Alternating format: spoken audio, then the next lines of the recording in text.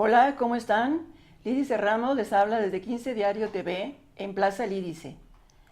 En esta ciudad de Monterrey y en todo México y en todo el mundo nos trae un poco de cabeza el pensar qué está pasando con el Me Too. ¿Qué es eso del Me Too para la gente común y corriente o para la vida cotidiana?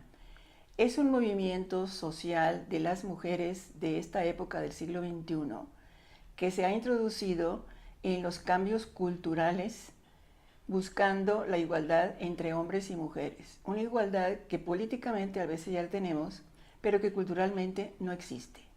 ¿Qué es esto? Desde hace tiempo, los grupos de mujeres y las feministas hemos venido denunciando la violencia que se da hacia los cuerpos de las mujeres. Y traigo a colación un detalle que es muy importante. En 1995, en una conferencia en Pekín, que fue la conferencia más grande que ha habido sobre los asuntos de mujeres, se discutió que las mujeres teníamos derechos humanos. Y además hubo un gran debate sobre los derechos sexuales y reproductivos de hombres y mujeres. Este tema ha ido calando hondo desde hace rato, imagínense, de 1995, pero ha ido creciendo, primero que todo, en la denuncia que hubo en 95 hacia todas las mujeres que eran víctimas de las guerras. En ese momento era mucho más visible que las mujeres que estaban en las guerras eran un botín para acabar la guerra. Las violaciones entre unos grupos y otros de soldados resolvían como un cierto placer sexual y un cierto placer político. Entonces el tema en 95 se fijó mucho en las mujeres víctimas de la guerra. Pero más adelante, cuando los gobiernos de los países tomaron el mando de este tema, crearon institutos, institutos nacionales de las mujeres, institutos estatales. Y ahí empezó a hacerse un recuento de una cosa que nosotros llamábamos violencia de pareja.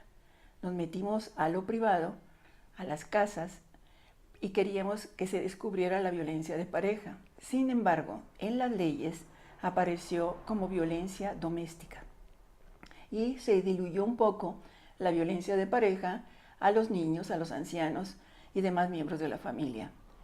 Cuando vimos esto, se buscó que las mujeres denunciaran la violencia que se sufría ahí o sencillamente en los centros de salud los médicos y las médicas reportaran cuando llegaran algunas personas muy golpeadas y no tuvieran una respuesta a sus golpes o a sus fracturas. Ahí se creó una norma, en el caso mexicano, para hablar sobre la violencia intrafamiliar. Sirvió muchísimo. Sin embargo, siempre encontramos varios defectos. Les voy a decir uno. La empatía. ¿A quién le cuento?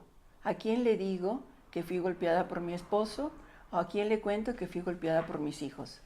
¿A quién le cuento o quién me defiende o cómo lo soluciono en el del punto de vista jurídico si voy a presentar una denuncia a lo jurídico y resulta que tengo que contárselo a 20 o 30 personas y yo desde lo íntimo, desde lo privado, me siento totalmente desvalida?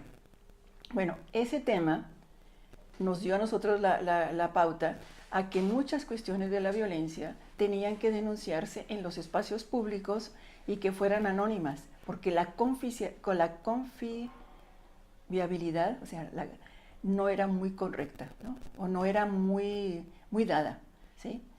Se decían los nombres de las personas, se maltrataban, se revictimizaban.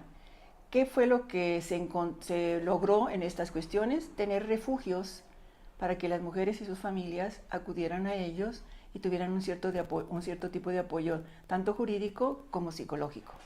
Bueno, ahora el tema de la violencia ha ido creciendo. ¿Y dónde está ahora? Ahora está en las chicas jóvenes, que no son, bueno, no muchas no son mamás, pero que son universitarias y que están trabajando en contra de los patrones y de las normas culturales. Quieren que las instituciones, como las universidades, discutan más los temas de la violencia de género, analicen más la educación sexual y las universidades cuestionen y hagan muchos temas de investigación que tengan que ver con las nuevas relaciones entre hombres y mujeres. Como ven, el tema de la violencia que se exige a las universidades tiene un cariz personal, pero también tiene un cariz social.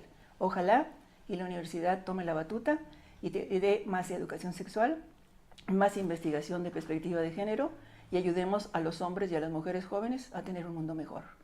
Nos vemos en una próxima reunión. Mucho gusto para todos los que nos están escuchando y viendo.